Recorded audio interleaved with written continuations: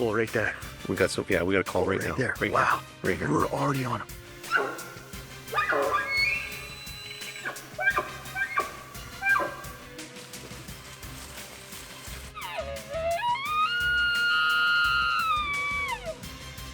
Can't do better than that.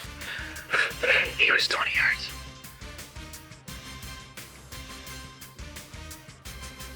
There's the fire. Yeah, we're sleeping in that, not the trailer.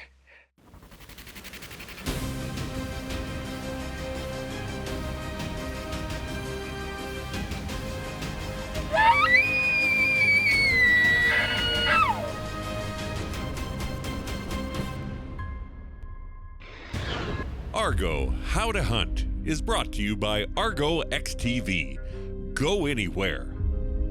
And these fine sponsors.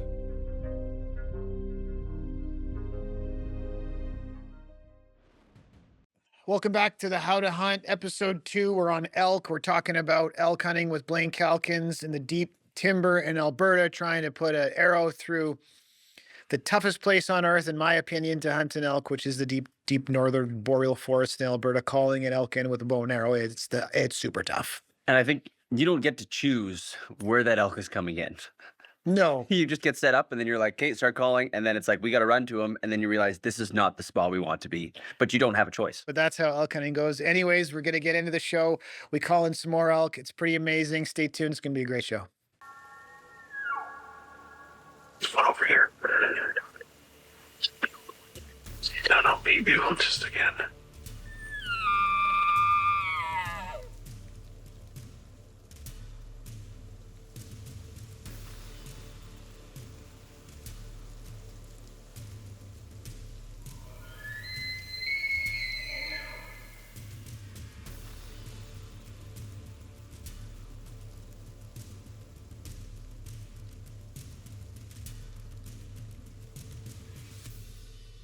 They have a clear shot. That's what it's all about, man. What are the chances of this guy? Let's go get him. Let's just say we go now. I think he's right over there. He's over there and he runs ships. Then, like, we totally got him. It's 2 o'clock now. So we have another 5 hours of just camping out here. That's an option. It's an option.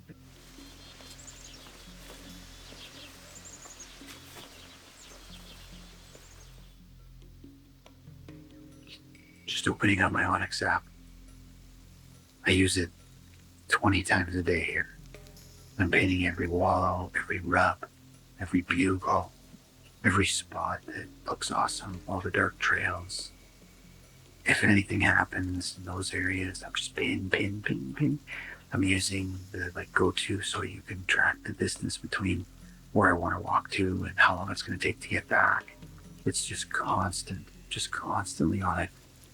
So if you don't use Onyx and you're hunting in Alberta or Canada and you want to track what you're doing, you want to see where to go, and they have so many cool things that I don't even know how to use. It's pretty spectacular.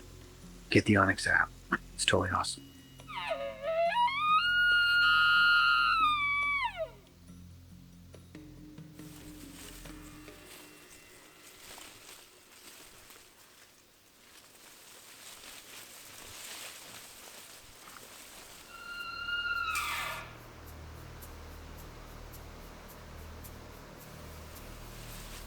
He's right there.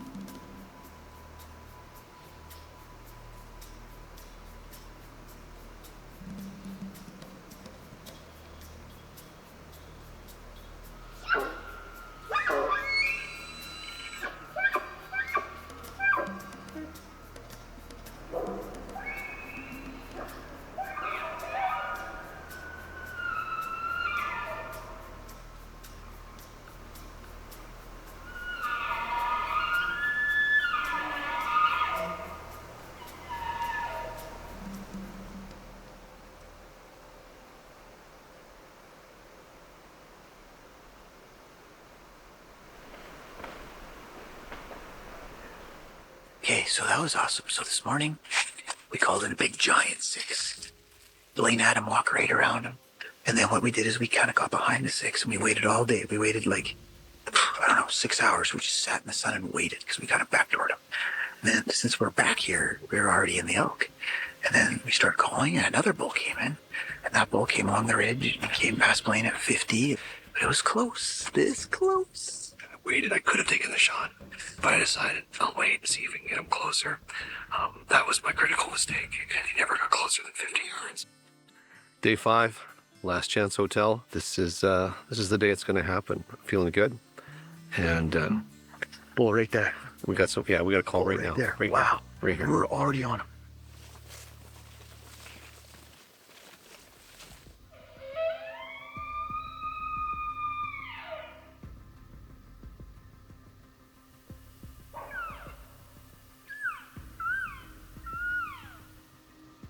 We just got busted by one of the bull's cows. The wind swirled. She caught our scent. She's still warning, barking right now. Kind of cool. Just found a shed. Can you hear her barking at us?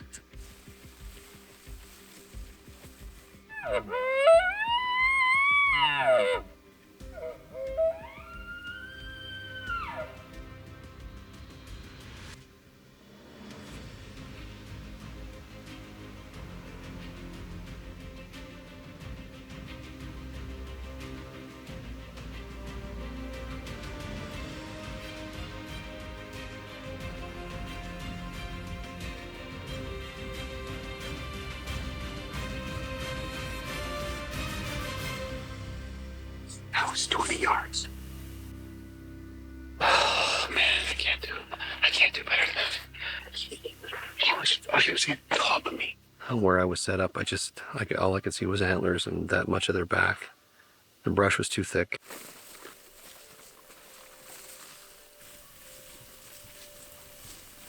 So we just wrapped up, and it's a great opportunity for me as a novice bow hunter to come up here and to hunt with Ryan.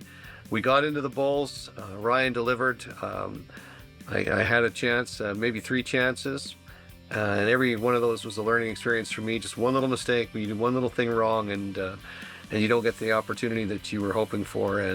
But it was just amazing to be out there talking to all of those bull elk and watching them come in tight. It was a great experience. I had a great time. Stream all your favorite episodes of How to Hunt at wildtvplus.ca.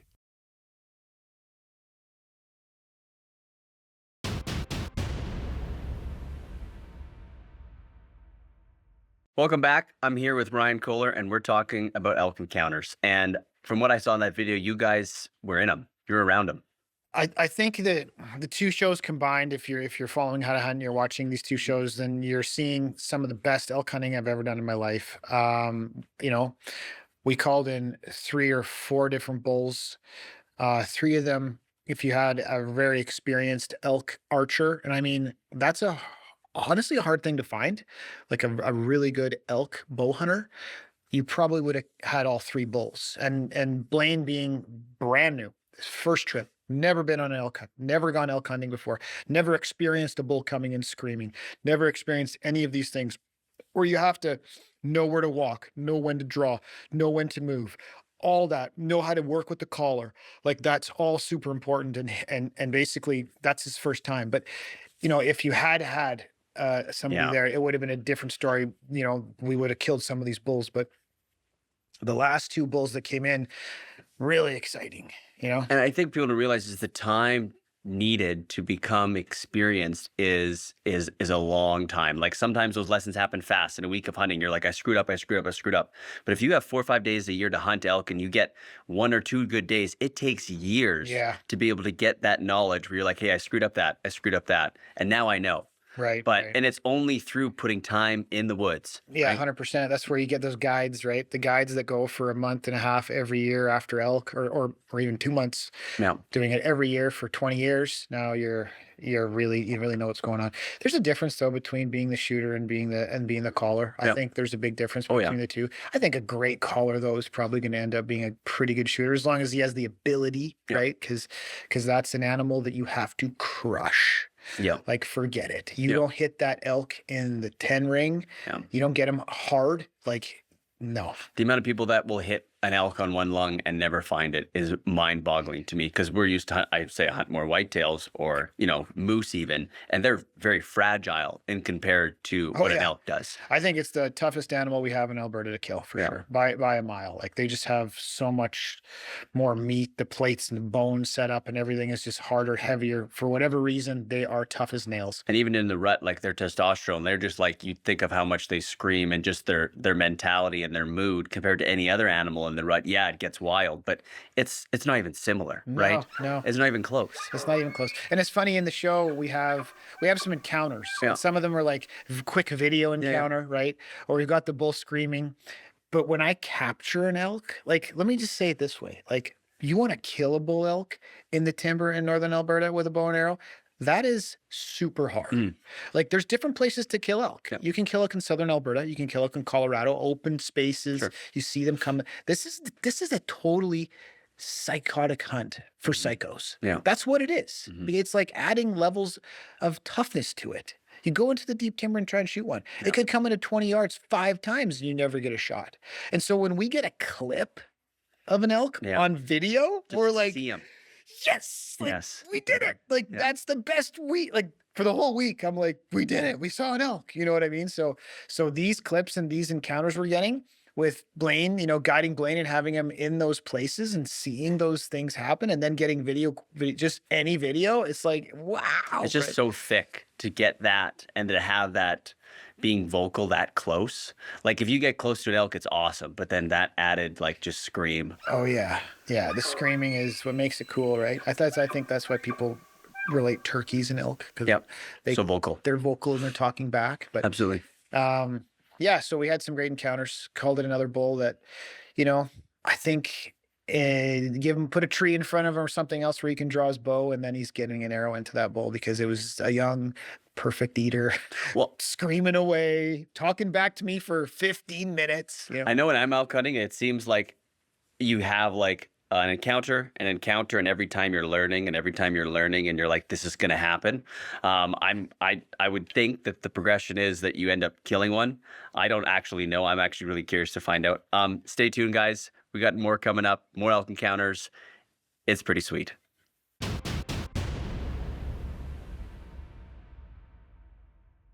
I've treated out Corey Cook for Gunther Tondeleir. Corey's still sick. He's feeling terrible. And I don't know if he's coming back at all. We're kind of fingers crossed that he comes back. And thank God Gunther came, because I don't have a truck. So I've been stuck here for 3 days with no vehicle. And I don't know if he knows it or not, but you have to tow my trailer because I don't have a truck. But anyway, as long as there's an elk in it. we came in here this morning and they almost killed the cow. Gunther almost killed the cow. And then I had the cow walk right up to me. It was a pretty cool video. It's on my phone. Let's watch it right now.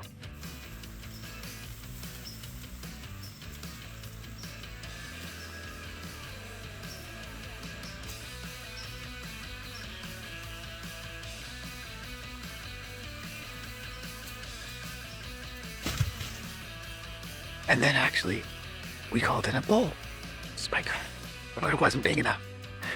And so I filmed him with my phone too. But it's a really cool video. Watch this. Watch when he lifts his head. Does this like, I'm gonna try to bugle thing, but he like can't. That's cool.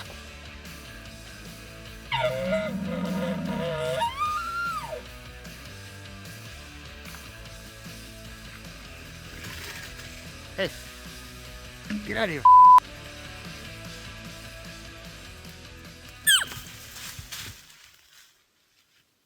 My jacket is soaked. I have water in my pockets. I have water everywhere.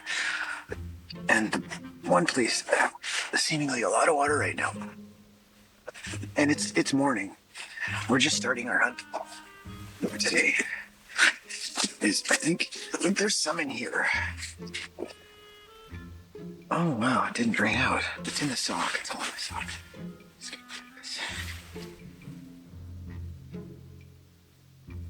There we go. See. Okay, we decided to move to a new location, and we're doing it in super speedy time. We're gonna try a new spot out, and I think it's the right choice, but we really don't know.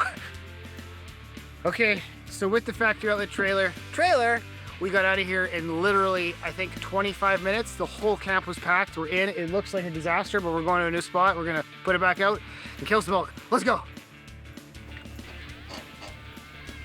Okay, we've landed in the new spot, the spot that Corey and I hunted last year and killed that beauty bull. Put that in here right now, just in case we don't get a kill shot this show. We have one now.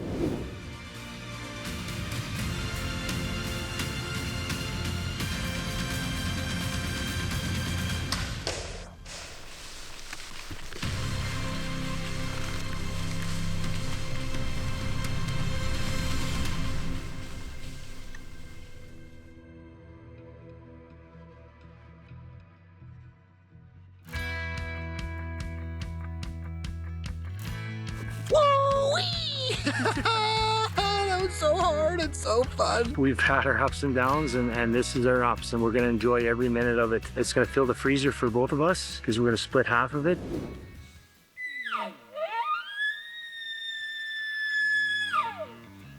It's just me and Gunther now. We just finished cooking. There's the fire. Yeah, we're sleeping in that, not the trailer. I have a backpack. The only thing I have in it is my license, one water bottle, and tickets for the show.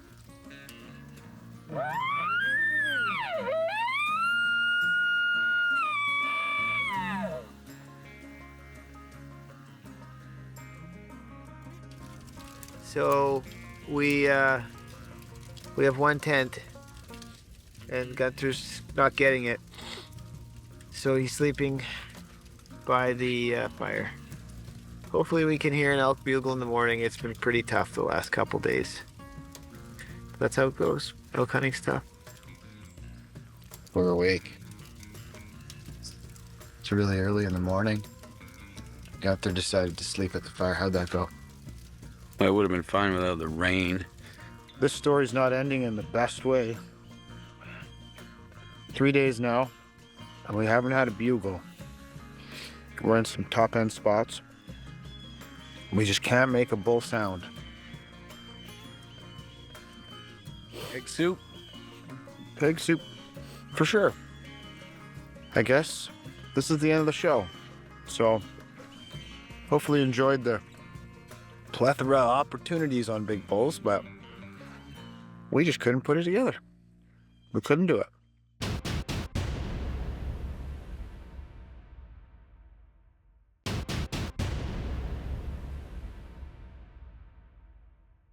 Welcome back to How to Hunt. I'm Zack. I'm here with Ryan. And from what we just saw, we were talking earlier about different camp situations. And usually we talk about tents, but there wasn't an option where you just sleep outside, just in the rain next to a fire. That's usually not the option. That's Gunther's choice, right? So we went, I ended up splitting up, going to a different camp, going with Gunther. Everybody else went home, and I was still going, and you just get the elk bug and you just go. Like, when you have the time, I have the time. I have 2 weeks every year. I tell my wife and family, like, this is my 2 weeks. I'm going after elk till we bring home meat. And we got to an ending where Blaine and everybody else had to leave. So I hooked up with Gunther, and Gunther's hardcore, man. Like, we have, one tent, and I said, you can sleep in it with me, but not a chance. Well, I think maybe he was just worried about he wouldn't hear them. So if he's just in a tent, he can't hear. So if he's outside listening, he's got a better chance of hearing them. I just think he didn't want to sleep in the tent with me. I think that was actually... Yeah, I don't know. Maybe you're smelling. I don't know. I don't know. You say you don't shower. Maybe that was the issue. I don't know, but he slept beside the fire, and he's got a cool little move where he lights the log on the fire. You've probably seen it. Yeah. And then it heats him up all night. So, but it did rain. Yeah, that heat doesn't matter if you're getting rained on. No, it Your doesn't. fire doesn't matter if you're getting rained on. No, he got rained on all night. So he was nice enough to give me the tent. I mean, got to give the guy some credit. Yeah. Nice guy. Right? And I think it also says, I mean, you guys both have a lot of elk experience under your belt to have just 3 days with nothing. And you're in the right spot. Oh, That's not just the right crazy thing, spot. like the spot. We're in the spot where, like we said before, we blindfold you, put you in a bear bait barrel, close the lid, and put you in the back of the truck and drive you there. If we took you there, like, it's super secret, right? Like, and it's such a special spot. But I think it just tells you, like, it's still hunting, right? Even though you have everything and you're like, oh, no, like, this is the spot. But you don't know. No, You don't know. There's even a shot where Gunther is standing in like this tall thistle, Yeah. and that was the wallow. So the year before, that was black dirt. Interesting. And this year it was like this huge thistle field up to here, and as soon as you get there, you know you're done. You're like, oh, This is where they're at. no, they're not here, right? Because the thistles are this high. The wallow's gone. The elk are gone. Year to year changes. Yeah, yeah. So that's how it ended, right? We had a great time with Gunther. I hunted really hard, and we found some new areas and some things for the year after. But unfortunately, we didn't get a kill. We did, as I always do, like to sneak in a kill for the viewers to watch. So we snuck in Corey Cook's beautiful, amazing elk that he shot the year before that I called in. And so hopefully you enjoyed that kill shot. It was incredible. And hopefully you enjoyed the show. And we're going to do more elk shows and more podcasts like this with Zack, and hopefully teach you a few things. Thanks for watching How to Hunt. Argo How to Hunt is brought to you by Argo XTV. Go anywhere. And these fine sponsors.